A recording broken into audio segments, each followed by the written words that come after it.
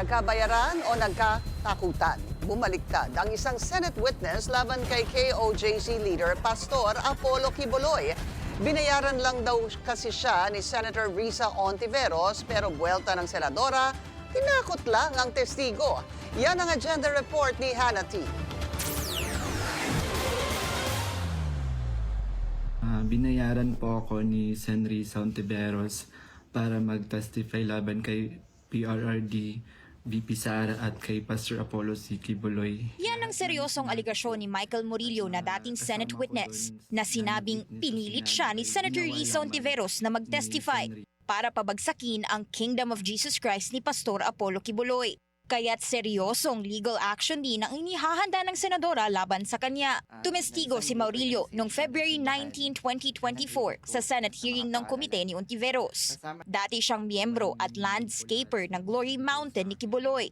Isa sa claims ni Murillo, nakita niya sina VP Sara at FPRRD na bumisita sa property ni Quiboloy at umalis ng may dalang bag ng mga armas.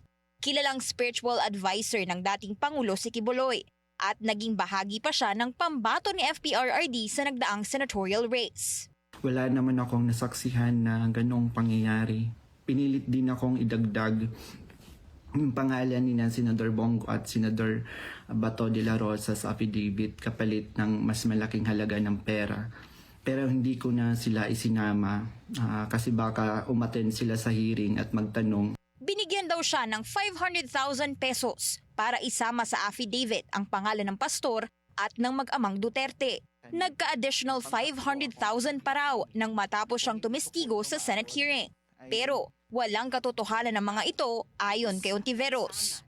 Anya, sangkaterbang ebidensya ang meron siya para patunayang gawa-gawa lang ang sinabi ni Murillo. Kusang loob din daw na nagbigay ng statements ang witnesses sa Senate hearing tungkol sa KOJC. Lahat ito may paper trails, videos at screenshots at handang ilabas ng opisina niya sa tamang panahon. Dagdag ni Ontiveros, may mga tangkari ng pananakot sa kanyang staff at mga testigo pero hindi magpapatalo ang senadora sa tinawag niyang act of harassment at intimidation at hindi nila palalampasin ang mga nasa likod nito. Naalarma naman si Senator Bato de la Rosa sa pagkadawit ng pangalan niya sa video. Pareho ang panawagan ng dalawang senador, panagutin ang nasa likod ng mga maling paratang at paninira ng mga sangkot sa issue na ito.